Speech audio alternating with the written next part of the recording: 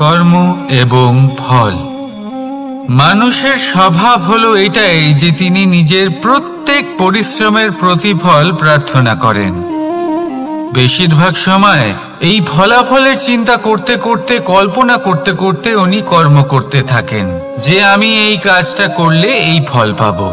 সেই সব কল্পনা করতে থাকেন যা না তার হাতে আছে, না আছে অধিকার আর না আছে নিয়ন্ত্রণ। উনি শুধু নিজের কর্ম করতে পারেন।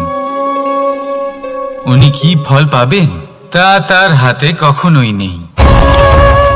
তাই আপনিও শুধুমাত্র কর্ম করতে থাকুন, ফলের চিন্তা করবেন না। মনে রাখবেন, শিকড় এবং শাখা যেভাবে একে অপরের সাথে জড়িয়ে, সেইভাবেই একে অপরের সাথে জড়িয়ে কর্ম এবং ফল। যেরকম কর্ম আপনি করবেন সেরকম ফল আপনি অবশ্যই পাবেন।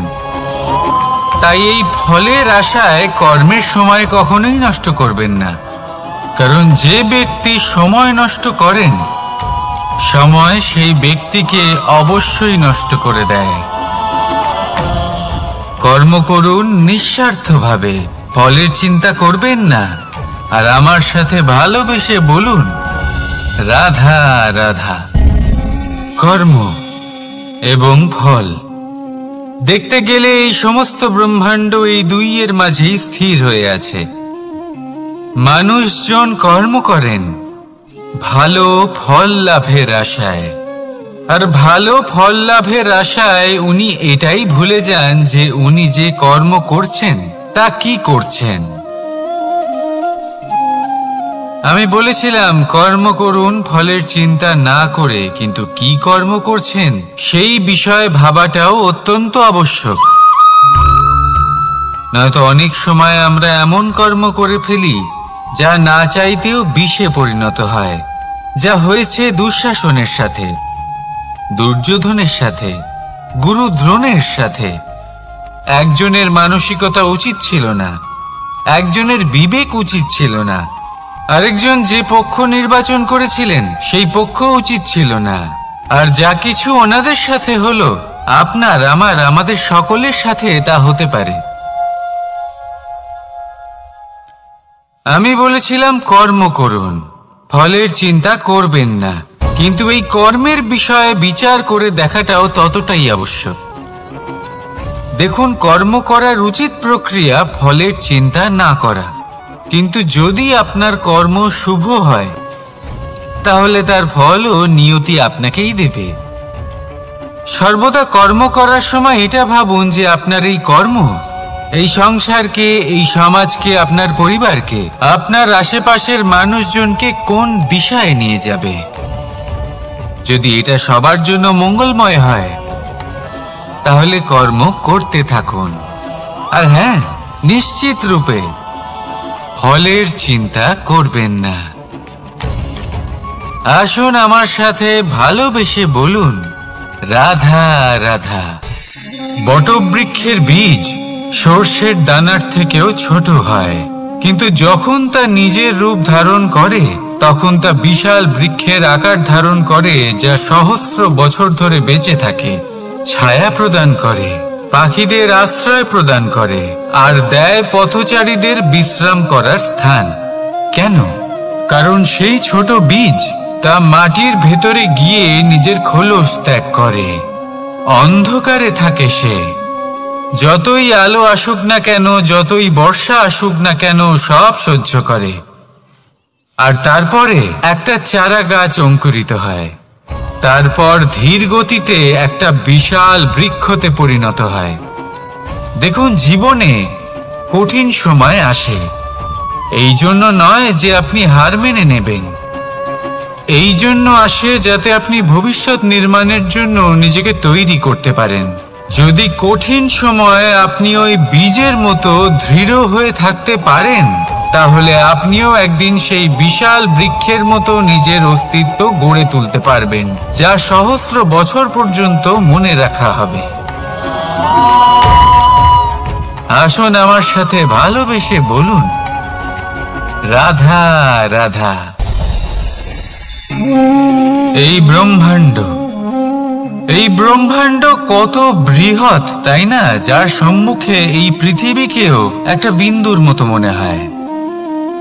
আর এই পৃথিবীতে আমরা কে হই, আমাদের আকার কি রকম, আমাদের অস্তিত্বই বা কি? যখন আমরা এভাবে ভাবি তখন মনে হয় আমরা কিছুই নই। তা আমরা যখন কিছুই নই, তাহলে আমরা এত চিন্তা করি কেন? কি ভেবে ভয় পাই? কাকেই বা এত ভয় পাই? কে আমাদের মারতে পারে আর কেই বা আমাদের জন্ম দেবে? আত্মার আসলে না কখনো জন্ম হয় আর না কখনো মৃত্যু। আত্মা শুধুই শরীর বদল করে। আপনি, আমি, আমরা সকলে এই শরীর নয়, আমরা হলাম আত্মা, যা হলো পরম আত্মার পরম অঙ্গ। সেই জন্য মনে রাখবেন, বাইরের কোথাও দেখবেন না, নিজের অন্তরের গভীরে গিয়ে দেখুন, আত্মাকে উপলব্ধি করতে শিখুন। ক্লেশ, ভয়, চিন্তা, এই সব কিছুর থেকে নিজেকে দূরে রাখুন, তাহলেই উপলব্ধি করতে পারবেন পরমাত্মাকে। তাহলে আসুন আমার সাথে ভালোবেসে বলুন, রাধা রাধা। পরিবর্তন এই সংসারের শাশ্বত নিয়ম। কোন রাজা নেই যিনি চিরকাল রাজা থাকেন, কোন ধনী ব্যক্তি নেই যিনি চিরকাল ধনী থাকবেন। এই সংসারে সূর্যের স্থান নেওয়ার জন্য চন্দ্রিমার আগমন ঘটে। কোন স্থান যাকে পতিত বলা হয়েছিল, সেখানে মহল তৈরি হয়েছে। কোন স্থান যাকে আজ মলিন বলা হয়েছে, কাল সেখানে মন্দিরও স্থাপন হতে পারে। কোন ঋতু চিরকালের জন্য থাকে না, কখনো সময় চিরকাল একরকম থাকে না। আজ যা আপনার কাছে রয়েছে, কাল অন্য কারোর ছিল। আজ যে আপনার কাছে রয়েছে, কাল তা অন্য কারোর কাছে চলে যাবে। আপনার সাথে কিছু থাকলে তা হলো আপনার কর্ম, কিন্তু সেই কর্মের পরিণামও আপনার নয়। আপনি শুধু কর্ম করুন, বাকি সবকিছুই পরিবর্তনশীল। কিন্তু সেই পরিবর্তনকে দেখে ভয় পাওয়ার প্রয়োজন নেই, তাকে স্বাগত জানান। যদি আপনি হাসি মুখে সেই পরিবর্তনকে স্বাগত জানান, তাহলে এই পরিবর্তনও হাসি মুখে আপনার সাথে থাকবে। আসুন আমার সাথে ভালোবেসে বলুন, রাধা রাধা। সঞ্চয় মানুষের যখন থেকে বোধ বুদ্ধি হয়, সঞ্চয় করতে আরম্ভ করে দেন। সঞ্চয় করতে থাকেন ভোজনের, সঞ্চয় অর্থের, সঞ্চয় শক্তির। নিজের জন্য করেন, নিজের পরিবারের জন্য করেন, নিজের স্ত্রীর জন্য করেন, সন্তানের জন্য করেন, সন্তানের সন্তানের জন্যও সঞ্চয় করেন। সঞ্চয় করার জন্য ওনার কাছে অনেক কারণ রয়েছে, কারণ উনি এটা ভাবেন যে এই সঞ্চিত শক্তির জন্য কেউ ওনার কোনো ক্ষতি করতে পারবে না। মানুষ ভুলে যান একটা গুরুত্বপূর্ণ কথা, এই সত্য, উনি এই সংসারে খালি হাতেই এসেছিলেন, আর এখান থেকে ওনাকে খালি হাতেই যেতে হবে। যা এখানকার তা এখানেই থেকে যাবে। আর যদি কিছু ওনার সাথে যায়, তা হলো ওনার কর্ম, আর কিচ্ছু নয়। তাই যদি কিছু অর্জন করতে চান, তাহলে শুভ কর্ম অর্জন করুন, আত্মশক্তি অর্জন করুন, কারণ পরলোকে এটাই হবে আপনার সম্পত্তি। তাহলে কি এটা আপনি অর্জন করতে চান না? আসুন আর আমার সাথে ভালোবেসে বলুন, রাধা রাধা। সদিচ্ছা দেখতে গেলে 3 অক্ষরে তৈরি এই শব্দ, কিন্তু সমস্ত ত্রিলোক তার উপরেই আধারিত। আপনি এই সংসারে এসেছেন, তখন অবশ্যই শ্বাস নেবেন, কিন্তু তার বদলে আপনাকে কিছু তো দিতেই হবে। আপনার উপর নির্ভর করছে আপনি কি দেবেন। কি দেবেন এই সংসারকে, এই সমাজকে, নিজের পরিবারকে, আর তার বদলে কি নেবেন? যশ নাকি অপযশ, দেখুন, এক ছিল রাবণ, যে কিনা সমুদ্র পার করলো সীতাকে অপহরণ করার জন্য। আর এক ছিলেন রামচন্দ্র, যিনি সমুদ্র পার করেছিলেন, সেতু বানিয়ে গিয়েছিলেন সীতাকে ফিরিয়ে নিয়ে আসার জন্য। দুজনেই সমুদ্র পার করেছিলেন, শুধু পার্থক্য ছিল সদিচ্ছাকে বোঝার লক্ষ্যের। অনেক মানুষের যাত্রা একরকম হতেই পারে, কিন্তু আনন্দ তখনই লাভ করবেন যখন লক্ষ্য শুভ হবে, মহান হবে। এই লক্ষ্য দিয়ে এই সংসারের কল্যাণ হবে এবং মানুষের সম্মান হবে। যদি আপনার সংকল্প উচিত হয়, তাহলে আপনার লক্ষ্য উচিতই হবে, নয়তো শুধুমাত্র বিনাশ হবে। আর উচিত এটাই হবে যে বিনাশের হাত থেকে যেন নিজেকে বাঁচানো যায়, কি বলেন? তাই জীবনে যে লক্ষ্য স্থির করছেন, মনে রাখবেন তা যেন শুভ লক্ষ্য হয়। যদি এরকম হয়, তাহলে আপনার যাত্রা, আপনার জীবন দুটোই শুভময় হবে। আসুন আর আমার সাথে ভালোবেসে বলুন, রাধা রাধা। সুরক্ষা। এই সুরক্ষা আসলে কি? এটা কি কোনো কবচ, নাকি কোনো সীমা? এই সুরক্ষা আসলে অন্য কিছু। আমাদের মাতা পিতা, আমাদের প্রিয়জন, আমাদের বন্ধু, এই সমাজ, আমাদের শুভাকাঙ্ক্ষী, আমাদের আত্মীয়, এনারা সবাই আমাদের জীবনে কোনো না কোনো ভাবে সুরক্ষা দিয়ে থাকেন, একটা কবচ দিয়ে থাকেন কোনো না কোনো রূপে। কিন্তু দেখতে গেলে আমাদের পরাক্রমের পথে, আমাদের বীরত্বের পথে, আমাদের সাহসের পথে এই সুরক্ষাই সব থেকে বড় বাধা হয়ে দাঁড়ায়। একবার ভেবে দেখুন, যদি আপনি কোনো সুরক্ষাই না পান, বা যদি আপনি এই সুরক্ষা ভেঙে বাইরে আসতে পারেন, তাহলে আপনার বীরত্ব চরম সীমায় পৌঁছে যায়। কেন? কারণ তখন আপনি জানেন যে এই সংসারের সম্মুখীন আমাদের নিজেদেরই হতে হবে। আপনি বুঝে যান যে শত্রুর সম্মুখীন এবার নিজের বলের দ্বারা, নিজের পরাক্রমের দ্বারা, নিজের সাহসের দ্বারা করতে হবে। আর তখন আমাদের মনের মধ্যে এই শক্তি জাগ্রত হয়। এই শক্তি অন্তরেই বসবাস করে। শুধু এটা চিনে নিতে হবে, একে জাগ্রত করতে হবে। আর এটা সুরক্ষা ভেঙে যাওয়ার পরেই সম্ভব হয়। আর যারা নিজের শক্তি সম্পর্কে জানেন,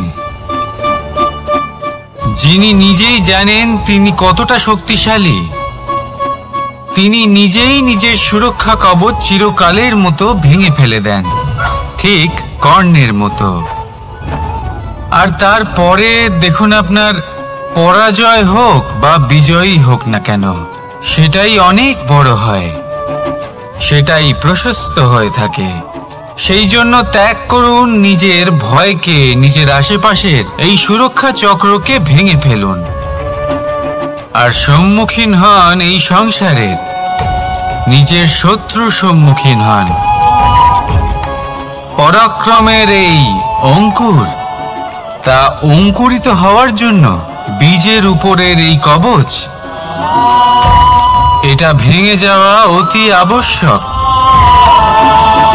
আসুন আমার সাথে ভালোবেসে বলুন, রাধা রাধা। যখন আমরা হাঁটতে থাকি আর আমাদের পায়ে কাঁটা বিঁধে যায়, তখন মুখ দিয়ে আহ বেরিয়ে আসে, কান্না চলে আসে, আর অনেক সময় অভিশাপও বেরিয়ে আসে। কিন্তু আমরা কি কখনো এটা এইভাবে দেখেছি, এইভাবে ভেবেছি যে আমরা যে পথে চলেছি সেই পথে কাঁটা বিঁধেছে, নাকি আমরা সেই পথ নির্বাচন করেছি যাতে শুধুই কাঁটা রয়েছে? নাকি আমরা এভাবে ভেবে দেখেছি যে এই কাঁটা আমাদের কষ্ট দিতে এসেছে, নাকি এটা আমরাই বিছিয়ে রেখেছিলাম? সাবধান থাকা উচিত ছিল, কারণ কাঁটা বিঁধলে যন্ত্রণা হবে, চিৎকার করে ফেলতে পারি, মুখ থেকে অভিশাপও বেরিয়ে আসতে পারে। কিন্তু এই অভিশাপ শুধুমাত্র আমাদের তরফ থেকে অভিশাপ হয়, সামনের ব্যক্তিটির উপরও নির্ভর করে। এবার সেই ব্যক্তি যদি এমন হয় যে ফুল আর কাঁটা এই দুই সমানভাবে গ্রহণ করতে পারে তার কাছে অভিশাপও বরদানে পরিণত হয়। শেষ পর্যন্ত ব্যাপারটা দাঁড়ায় ভাবনা, চিন্তা, দৃষ্টিভঙ্গির ওপর। কারণ আপনার এই ভাবনাই সত্যি হয়ে সামনে আসে। সেই জন্য এই ভাবনা, চিন্তা, মানসিকতাকে গুরুত্ব সহকারে দেখবেন। এই বিবেচনা নিয়ে বিবেচনা করতে শিখুন। আমার কথার অর্থ হলো যে জীবনে যখন এরকম কিছু একটা ঘটবে তখন ভেবে দেখুন যে এরকম কেন হলো। আপনি কি এমন কোনো কর্ম করেছিলেন যার কর্মফল এটা? এমন কোনো কাজ যা অনুচিত ছিল, অসত্য ছিল, যা অভদ্রতার কারণ ছিল? ভেবে দেখা প্রয়োজন। দেখুন, ইচ্ছে হলো আপনার যে আপনি কি করতে চান। ভাবনা আপনার, সত্য আপনার, জীবন আপনার, সিদ্ধান্ত আপনার। আসুন আর আমার সাথে ভালোবেসে বলুন, রাধা রাধা। সময়। এই সময় আসলে কি? এই সময় একটা সরল রেখা তো কখনোই নয়। সময় হলো একটা চক্র। যেখানে এর আদি সেখানেই হলো এর অন্ত, আর যেখানে তা শেষ হয় সেখান থেকেই তার শুরু হয়। এই সময় একটা অত্যন্ত বিচিত্র চিন্তা, বিচিত্র ভাবনা, একটা বিচিত্র বস্তু যা কেউ বুঝতে পারেন না। এই সময়ের লীলা। এর কোনো প্রমাণ নেই, কোনো জ্ঞান নেই, কোনো পরিমাপ নেই। শুধু এটুকু আমরা জানতে পারি, যেখানে শেষ হবে সেখান থেকে একটা নতুন সূচনাও হবে। যা আজ আপনার কাছে আছে কাল অন্য কারোর কাছে যাবে, তারপরে তার কাছ থেকেও অন্য কারোর কাছে যাবে, তারপরে তার থেকেও ছিনিয়ে নেওয়া হবে। এই নিয়তির একজনের কাছ থেকে অন্যজনের কাছে আদান প্রদানের এই সময় হলো আপনার সময়। এই সময়ের সদ্ব্যবহার করুন, এই সময়কে বাঁচুন। আপনাকে শুধু এটাই সুনিশ্চিত করতে হবে যে আপনি কোন পক্ষে আছেন।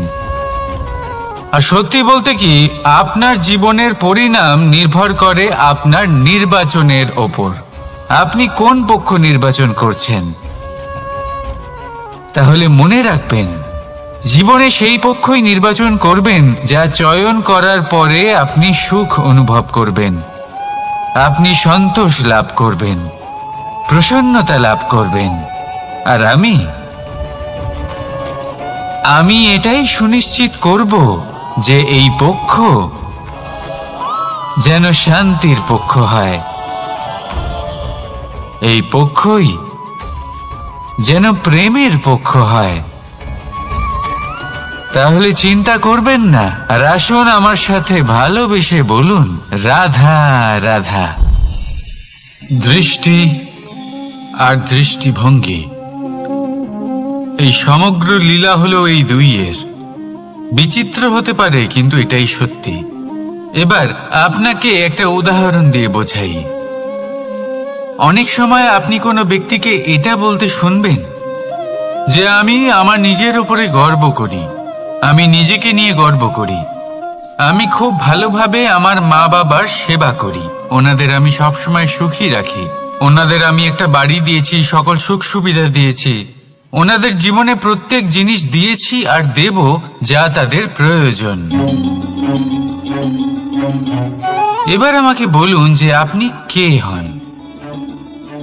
আপনি হলেন সেই বীজ যা আপনার মাতা পিতা রোপণ করেছেন। আপনার মা বাবাই আপনাকে এই সংসারে জন্ম দিয়েছেন। এবার এইসব কথার কি তাৎপর্য? এই হলো সেই ব্যক্তির দৃষ্টিভঙ্গি। এবার দেখা যাক এই প্রকৃতি আমাদের কি শেখায়। কখনো কোনো গাছকে দেখবেন, যখন সেই গাছে ফল আসে, সে মালিকে এটা বলে না যে দেখো আমি তোমাকে ফল খেতে দিচ্ছি। সেই বৃক্ষ এটা বলে না যে দেখো আমি তোমায় আহার করতে দিচ্ছি। কারণ ও জানে যে এটা হলো সেই মালির পরিশ্রম, এটা হলো তারই কর্মের ফল, আর এটা তারই পাওয়া উচিত। সে বলে যে তোমার জিনিস তোমাকেই অর্পণ করলাম, এ আমার জিনিস নয়। ও জানে সেই মালির গুরুত্ব আসলে কি, এটা হলো তার দৃষ্টিভঙ্গি। সেই জন্য আপনি জীবনে কোন ব্যক্তির মধ্যে, কোন পশু পাখির মধ্যে, কোন প্রাণীর মধ্যে, কোন পরিস্থিতিতে, কোন আবেগের মুহূর্তে কি দেখতে পাচ্ছেন, সেটা আপনার দৃষ্টিভঙ্গির উপরে নির্ভর করছে। তাই নিজের মনে ধনাত্মক ভাব জাগ্রত করুন, শুভ চিন্তা নিয়ে আসুন। এই ভাবনাই সত্য হয়ে সামনে আসবে। এই দৃষ্টিভঙ্গি এমন হয়ে যাবে যে আপনার জীবনে সবকিছুই শুভ হবে। তাহলে আসুন আর আমার সাথে ভালোবেসে বলুন, রাধা রাধা। প্রতিশোধ অথবা কাউকে দুঃখ দেওয়ার ভাবনা, যদি এটা আপনার মনে থাকে তাহলে আপনি নিজের মনেই যন্ত্রণার একটা বিশাল বৃক্ষ রোপণ করছেন, এটা মনে রাখবেন। কারণ কাউকে দুঃখ দেবার এই ভাবনা, এটা হলো সেই বীজ যা আপনার মনেই পতিত হবে, আপনার মনেই অঙ্কুরিত হবে, আর আপনার মনেই একটা বিশাল বৃক্ষরূপে বেড়ে উঠবে। জীবন আপনার, কর্ম আপনার, কাউকে দুঃখ দেবার ভাবনা আপনার ছিল, এই বৃক্ষ হলো আপনার, তাই এর ফলও আপনিই পাবেন, যা গ্রহণও আপনাকেই করতে হবে। মনে রাখবেন, যে মানুষ এটা ভাবে যে আমি ওকে দুঃখ দেব, ওকে কষ্ট দিতে চাই আমি, সেই মানুষই দুঃখ আর কষ্ট পেয়ে থাকে। যদি সেই জায়গায় আপনি এটা ভাবেন যে আমি কাউকে সুখী করে তুলতে চাই, কাউকে সুখ প্রদান করতে চাই, তাহলে তারও বীজ আপনার মনেই রোপণ হবে, বৃক্ষে পরিণত হবে, যার ফলও আপনিই পাবেন। এখানে বিষয়টা হলো শুধু মানসিকতার চিন্তা, যা সত্য হয়ে আপনার সামনে আসে। তাহলে এই মানসিকতা শুভ করুন, সবার জন্য মঙ্গল কামনা করুন। অন্যের মনে আপনার জন্য ভালো চিন্তা থাকুক বা না থাকুক, আপনি সবার জন্য শুভ চিন্তা করে কর্ম করতে থাকুন, তাহলে আপনার সাথেও ভালোই হবে। তাহলে আসুন আর আমার সাথে ভালোবেসে বলুন, রাধা রাধা। সুখ আর অভিজ্ঞতা, এই দুই জীবনে একসাথে কখনোই আসে না। মনে রাখবেন, যেখানে সুখ থাকে সেখানে অভিজ্ঞতা থাকে না, আর যখন এই সুখ আমাদের জীবন থেকে দূরে চলে যায়, তখন আমাদের জীবনে আসে এই অভিজ্ঞতা। পরমাত্মা, প্রকৃতি, নিয়তি এই অভিজ্ঞতাকে আমাদের জীবনে পাঠান, যাতে আমরা একটা অত্যন্ত গুরুত্বপূর্ণ শিক্ষা, একটা জ্ঞান প্রাপ্ত করতে পারি।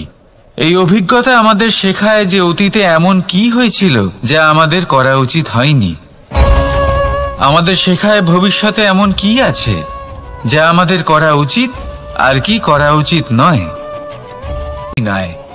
বিশ্বাস করতে হবে যে আমরা ততটাও বড় নই যে কখনোই কিছুই হারাবো না। এবার যেদিন এই জ্ঞান আপনি আত্মস্থ করে নিজের আচরণ পাল্টাবেন, মনে রাখবেন, সেই দিনই অহংকারকে দমন করতে আপনি পথে অগ্রসর হয়ে পড়েছেন। এই অহংকারকে দমন করুন আর আমার সাথে ভালোবেসে বলুন, রাধা রাধা। আমি দ্বারকাধীশ এবং আমার সভাতে বিভিন্ন সময় বিভিন্ন ধরনের মানুষ আসেন, নিজেদের দাবি নিয়ে, নিজেদের ইচ্ছে নিয়ে। কখনো কেউ ভোজন চান, আবার কখনো কেউ ওষুধ, কখনো কেউ বস্তু চান, কেউ আবার চান বস্ত্র। কারোর জ্ঞান চাই, কারোর ধন চাই, আবার কারোর বাসস্থান। অনেক সময় আমি এই অনুরোধ, এই ইচ্ছে পূর্ণ করি না। এবার আপনি এটা ভাবতেই পারেন যে কৃষ্ণ তো তাহলে লোভী, ওর কাছে তো সবকিছুই রয়েছে, তারপরেও সে নিজের প্রজার ইচ্ছে পূর্ণ করে না, তাদের সমস্যাগুলি বুঝতে পারে না, তাদের সুখ স্বাচ্ছন্দ্য প্রদান করে না। আসল সত্য হলো এটাই যে কোনো সবল ব্যক্তি, যে কোনো গৃহস্থ ব্যক্তি যে কাজ করতে সক্ষম, তার পরিশ্রম দ্বারাই নিজের প্রয়োজনগুলি এবং ইচ্ছেগুলি পূরণ করা উচিত। এটা অত্যন্ত প্রয়োজনীয়। আর এগুলো তিনি করতে পারেন শিল্প, ব্যবসা, আচরণ অথবা জ্ঞানের ভিত্তিতে। এই পথে চলতে হবে, পরিশ্রম করতে হবে, তবেই সে কিছু অর্জন করতে পারবে। এবার এমন কোনো ব্যক্তি যার এই সব কিছুতে কোনো রুচি নেই, যে কিছুই করতে চায় না, সে কিছুই অর্জন করতে পারবে না। এবার এরকম কোনো ব্যক্তিকে যদি আমি কোনো বস্তু প্রদান করি, তাহলে কি হবে? সে পরাধীন হয়ে যাবে, আর সেটা উচিত হবে না। তাহলে কি করা উচিত? তাকে পথ দেখানো, তাকে বোঝাতে হবে যে কোন পথে চলে তুমি নিজের লক্ষ্য প্রাপ্ত করতে পারবে। শিল্প, জ্ঞান, আচরণ এবং ব্যবসা, এই পথে কিভাবে চলে সেটা শেখাতে হবে। আর আমি সেটাই করি।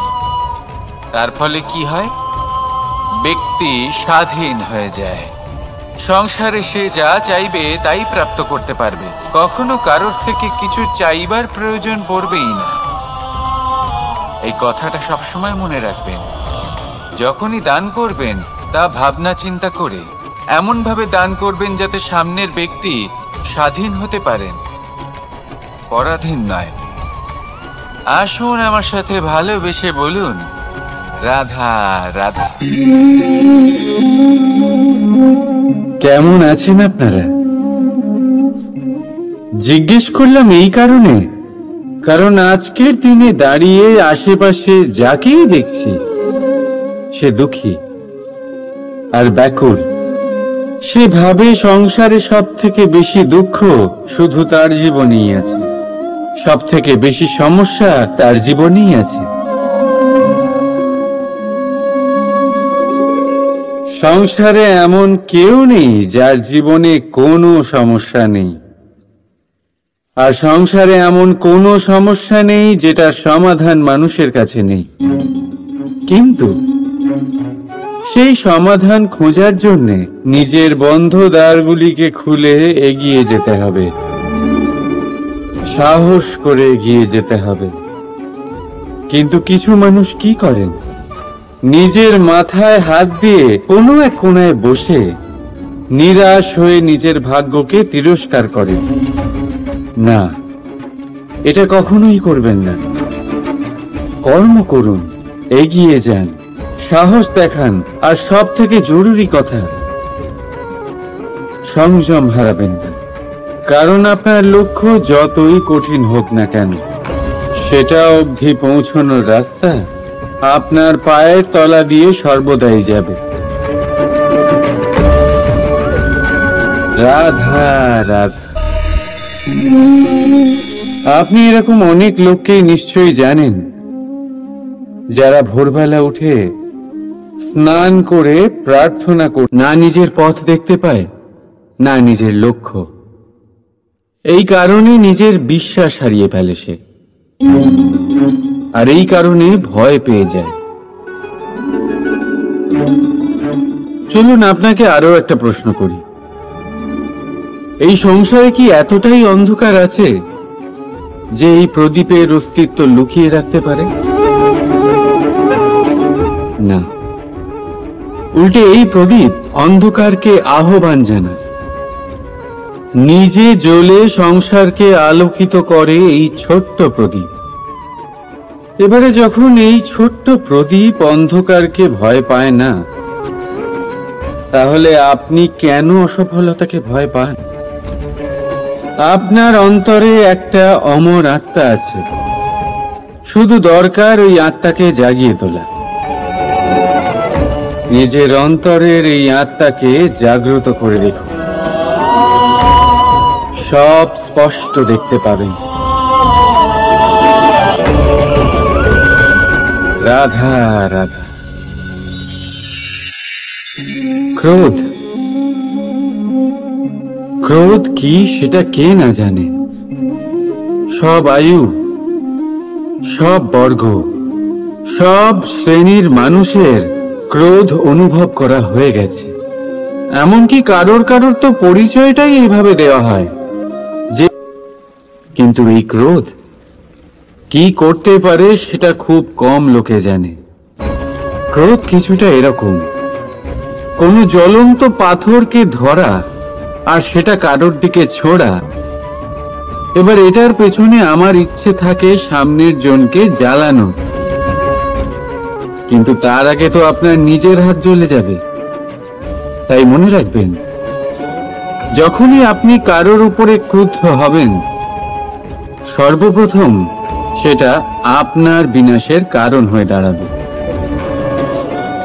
আমি বলি, যখন এই সংসারে করার জন্য প্রেম আছে, তাহলে ক্রোধ করার কি দরকার? প্রেম করুন। এই প্রেম সবার সাথে ভাগ করে নিন আর ভালোবেসে বলুন, রাধা রাধা। বেশিরভাগ সময় আমাদের কাছে একটা অজুহাত থাকে। আমাদের মনে হয় যে এই সংসারে এসে আমরা কি করব? যা আমরা করতে চাই সেটা তো আগেই কেউ করে ফেলেছে। আমাদের কাছে তো করার মতো কিছুই নেই। যদি আপনাকে উদাহরণ দিই, এই পুজোর থালাগুলো দেখুন, আগে থেকেই সব কিছু সাজিয়ে রেখে দেওয়া হয়েছে এখানে। এবার আমরা ভাববো যে এরপর আর কি করার আছে, সবকিছু তো আগে থেকেই হয়ে গেছে। এবার এখানে সমস্যা কর্তব্যের মধ্যে নেই, এখানে সমস্যা আমাদের চিন্তাধারায়। আমরা এইটা চিন্তা করতে সময় কাটিয়ে দিই যে কি হয়ে গেছে। আমাদের এটা চিন্তা করা উচিত যে কি করা এখনো বাকি আছে, যাতে আমরা যোগদান করতে পারি।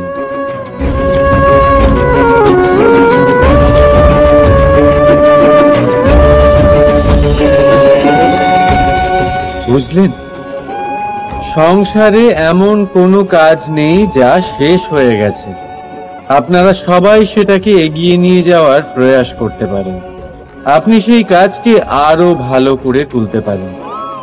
শুধু দরকার হলো ধন্যাত্মক চিন্তা ভাবনা। রাধা রাধা। अस्तु मा सद्गमे तमसो मा ज्योतिर्गमे মৃত্যুর্মা মৃতম গমে। আপনি কখনো নিজের গোটা জীবন অন্য কারোর সাথে ভাগ করে নিতে গেলে সব থেকে জরুরি কথা হলো স্বীকৃতি, স্বীকার করা। সামনের ব্যক্তিকে স্বীকার করে নেওয়া, তার সমস্ত গুণও তার সমস্ত দোষও।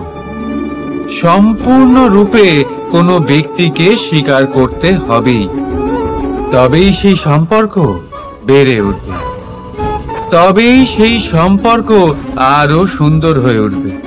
একে অপরের দোষ বের করা, ওদের ছোট করা, এটা শুধুমাত্র একটাই কাজ করে, কোন সম্পর্কের জীবনকে নাশ করে শুধুমাত্র। উল্টে এটা হওয়া উচিত যে একে অপরের দোষ জেনে নিয়ে তাদের জানতে না দিয়ে তাদের শোধরানো উচিত। তাদের দুর্বলতাকে তাদের শক্তি বানিয়ে দেওয়া উচিত। এটাই তো প্রকৃতপক্ষে দাম্পত্য।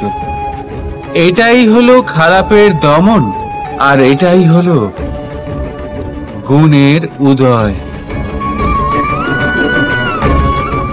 রাধা রাধা। সম্মান,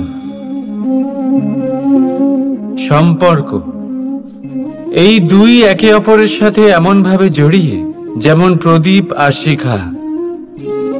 কেউ কম নয়, কেউ বেশিও নয়। দুজনের অধিকার সমান হওয়া উচিত। যেমন স্বামী স্ত্রীর সম্পর্ক। এবার এখানে স্বামীর অর্থ স্বামী নয়, বরং সাথী। তার কর্তব্য হলো সাথে থাকা, আদেশ দেওয়া নয়। আর এই সম্পর্ক সহযোগিতার দ্বারা তৈরি হয়, অধিকার দিয়ে নয়। হাত বাড়ালে এটা বেড়ে ওঠে, আঙুল তুললে নয়। যদি এই সম্পর্কে একে অপরের মান রক্ষা করো, একে অপরকে সম্মান করো, তবেই এই সম্পর্ক বেড়ে উঠবে, তবেই এই সম্পর্ক অভিমানযোগ্য তৈরি হবে। রাধা রাধা। প্রেম, প্রেম কি তা সকলে জানে।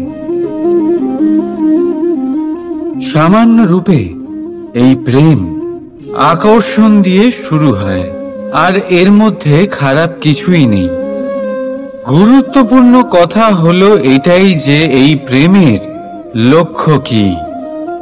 যাকে আপনি প্রেম করেছেন তাকে পাওয়া, নাকি না পাওয়ার জন্যে নিজেকে বিচলিত করে সংসার থেকে মুখ ফিরিয়ে নেওয়া। যদি কেউ এই দুই বিকল্পের মধ্যে একটাকে বেছে নেয়, তাহলে আপনাকে বলে দিই, এই দুটোই প্রেমের অন্ত। প্রেমের আসল অর্থ হলো সমর্পণ, সম্পূর্ণ নিঃস্বার্থ সমর্পণ।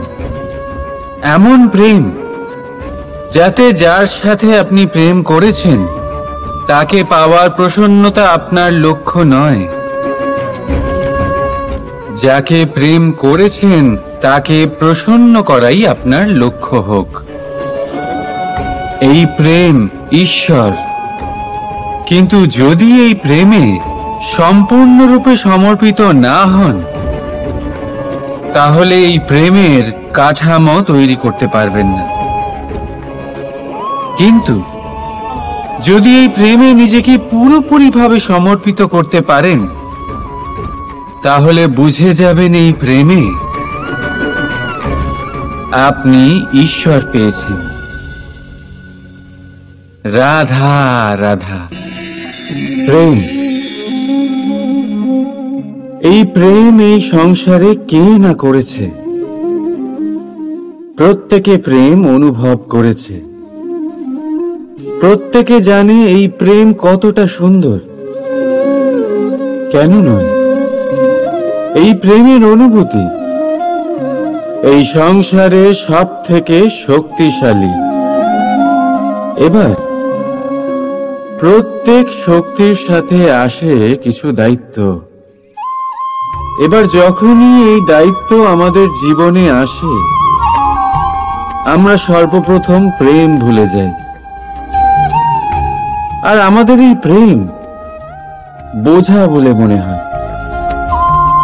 কিন্তু এই সংসারের সত্য তো এটাই যে প্রত্যেক প্রসন্নতা পেতে গেলে দায়িত্ব তো অবশ্যই আসবে, যা আমাদের পালন করতেই হবে। এবার যদি আমি আপনাকে উদাহরণ দিই, আপনার বাগানে আপনি চান একটা অত্যন্ত সুন্দর পুষ্পে ভরা বৃক্ষ জন্ম নিক, তাহলে সর্বপ্রথম তার জন্য আপনাকে জল আর রোদের আয়োজন করতে হবে। তার শিকড়ে যাতে পোকা না ধরে তা আপনাকে সুনিশ্চিত করতে হবে। সেটার আশেপাশে গজানো আগাছা আপনাকে সরিয়ে দিতে হবে। আর তারপরেই আপনার বাগানে সেই সুন্দর পুষ্পে ভরা বৃক্ষ জন্মাবে, তাই তো? ঠিক এমনই হয় এই প্রেমও। সর্বপ্রথম আপনাকে এর মধ্যে সমর্পণের সার জল দিতে হবে। অবিশ্বাস আর সন্দেহ, এই দুই আগাছা আপনাকে পরিষ্কার করতে হবে। আর বিশ্বাসের সেই শিকড় কখনো যাতে দুর্বল না হয় সেটা আপনাকে সুনিশ্চিত করতে হবে। আর তারপরেই প্রেমের বাস্তবিক সুখ আপনি অনুভব করতে পারবেন। রাধা রাধা।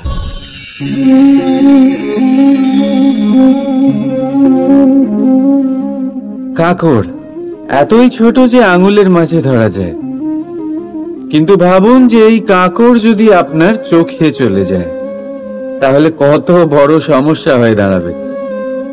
এবারে ভাবুন এই কাঁকর যদি আপনার পথে থাকে, আপনি পাদুকা পরে বড়ই সহজে হেঁটে চলে যেতে পারবেন। কিন্তু যদি এই কাঁকর আপনার পা আর পাদুকার মাঝে আটকে যায় তাহলে আপনি ঠিক করে চলতে পারবেন না, যতই সেই পথে ফুল ছড়ানো থাকুক না কেন। তার মানে আপনি বাইরের সমস্যা এবং প্রতিকূলতার সাথে লড়তে পারবেন,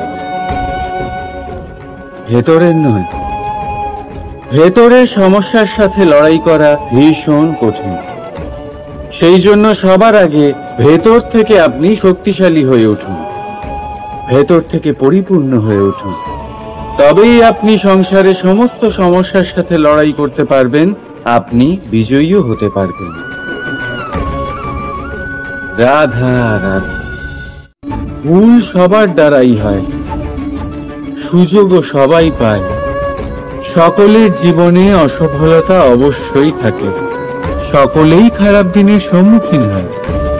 কিন্তু এই সমস্ত কথা ভুলে গিয়ে যখন জীবনে আগে এগোবেন তখনই তো এই সংসারে, এই আকাশে সূর্য হয়ে উজ্জ্বল হয়ে উঠবেন।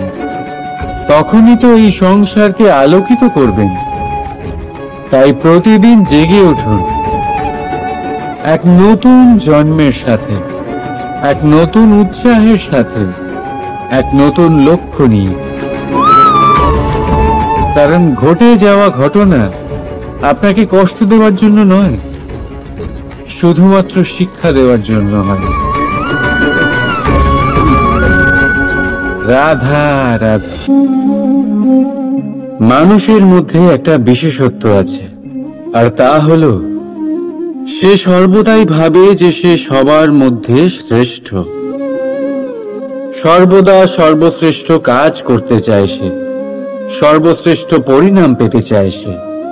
সে সর্বদাই চায় যে সব জায়গায় সে যশ পাক। কিন্তু যখন প্রশ্ন ওঠে প্রেমের, তখন প্রেম মানুষের থেকে অনেক উচ্চ স্থানে বিরাজ করে।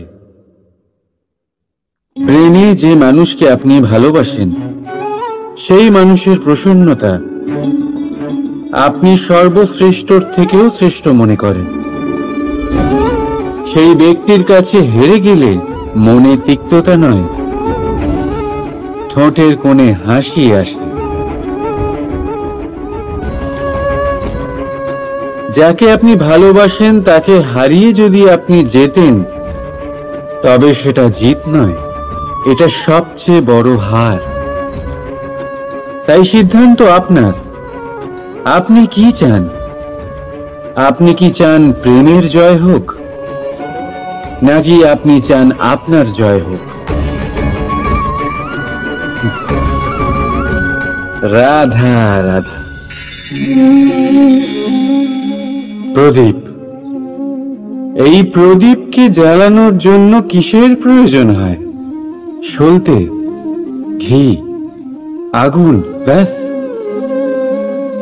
না, আসলে বাস্তব রূপে সত্যি এটাই যে এটা জ্বালানোর জন্য বায়ুর প্রয়োজন হয়। বায়ু জানা শুধুমাত্র আমাদের প্রাণদান করে, বরং এই আগুন জ্বালাতেও আমাদের সাহায্য করে। এবারে দেখুন,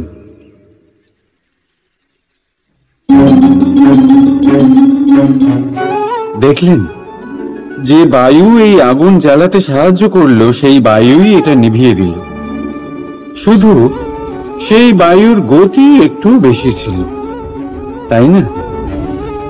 তার মানে প্রতিটা ভাবের, প্রতিটা বেগের একটা সীমা থাকে, যা উল্লঙ্ঘন করা উচিত নয়। সেই সীমা সর্বদা মনে রাখা উচিত। এবারে কখনো কখনো যাদের আমরা ভালোবাসি তাদের সাহায্য করতে করতে করতে করতে আমরা তাদের দুর্বল করে দিই। এটা কখনোই হওয়া উচিত নয়। যাদের আপনি ভালোবাসেন তাদের ততটাই সাহায্য করুন যাতে আপনি তাদের প্রেরিত করতে পারেন, নয়তো তা তাদের সাহায্য করা হবে না। এটাই তাদের জন্য অস্ত্র হয়ে যাবে। রাধা রাধা।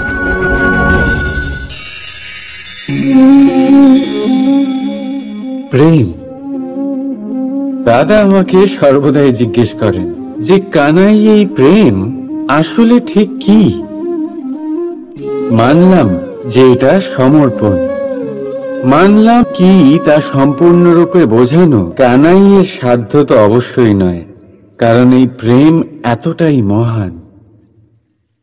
কিন্তু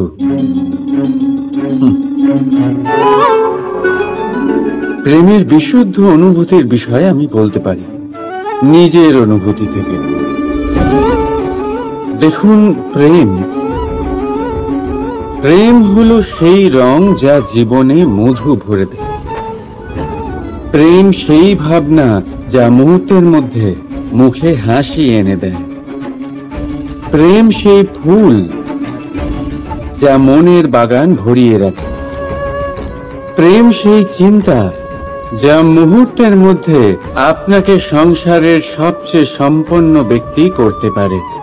এই প্রেম হলো তাই যা তপ্ত মরুভূমিতে আপনাকে জীবিত রাখতে পারে।